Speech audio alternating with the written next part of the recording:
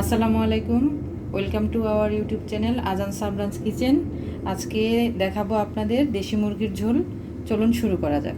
পরিমাণ মতো তেল দিয়ে নেবেন। গরম মশলাটা আগে দিয়ে নেবেন, হালকা করে ভেজে নেবেন। গরম মশলাটা আগে ভেজে নিলে ঘ্রাণটা ভালো হয়।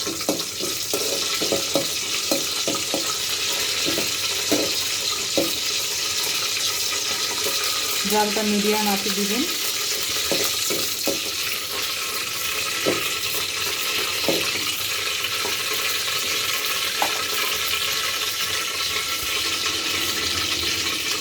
দুটো পেঁয়াজ কেটে দিয়ে দিচ্ছি, কাঁচামরিচ কেটে। যে যেমন ঝাল খান সে আন্দাজ করে মরিচটা দিয়ে দেবেন।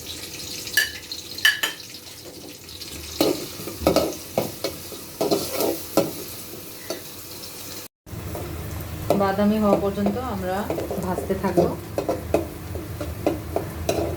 বাদামি ভাজা হয়ে গিয়েছে। এখন আমি মশলা পেস্ট দিয়ে দিব।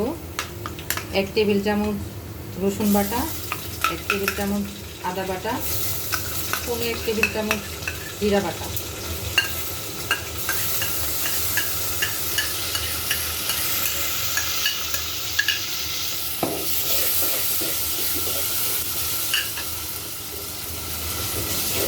হালকা আঁচে ভেজে নেব।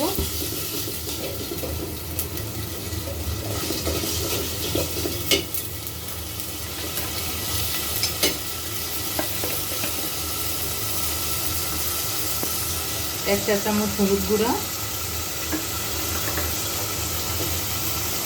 মরিচ স্বাদ মতো, যে যেমন ঝাল খান সেভাবে সে আন্দাজ করে দিবেন।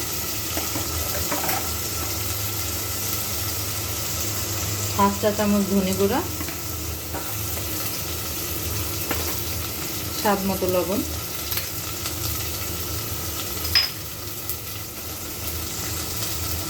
সামান্য পানি দিয়ে মশলাটা কষিয়ে নেব।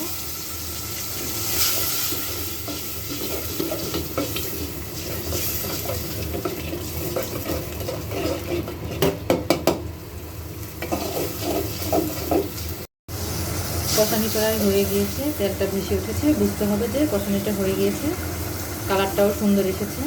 এখন আমি মাংসটা দিয়ে দিব।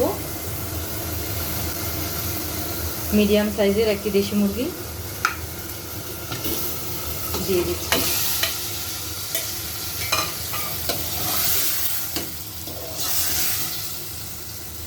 মিডিয়াম আছে হালকা ভেজে নেব।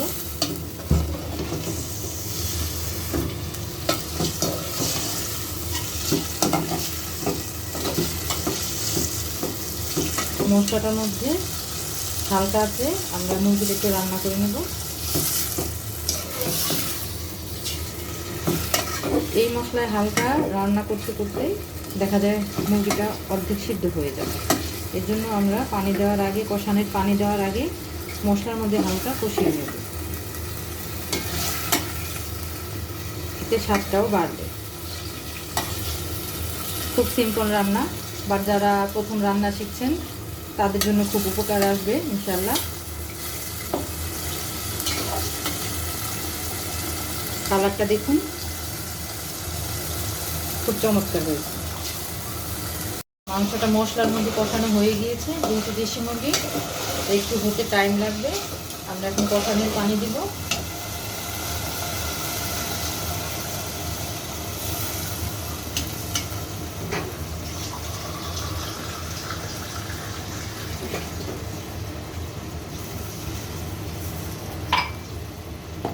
মৃদু আছে, এটা 20 মিনিট রান্না করতে হবে।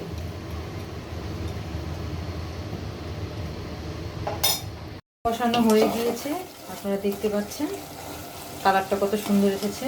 মাশাআল্লাহ, খেতেও অনেক সুস্বাদু হবে। এখন আমরা পরিমাণ মতো পানি দিয়ে ঝোল দিয়ে দিব।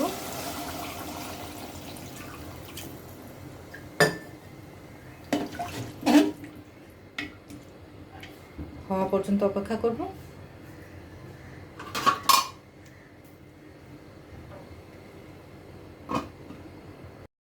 হয়ে গেছে আমার রান্না, এখন আমি নামিয়ে ফেলবো। রান্না হয়ে গেছে আমাদের দেশি মুরগির ঝোল। আপনারা বাসায় ট্রাই করতে পারেন এবং যদি আমাদের রান্নাটি ভালো লেগে থাকে অবশ্যই সাবস্ক্রাইব করবেন এবং শেয়ার লাইক দিয়ে আমাদের পাশে থাকবেন। ধন্যবাদ।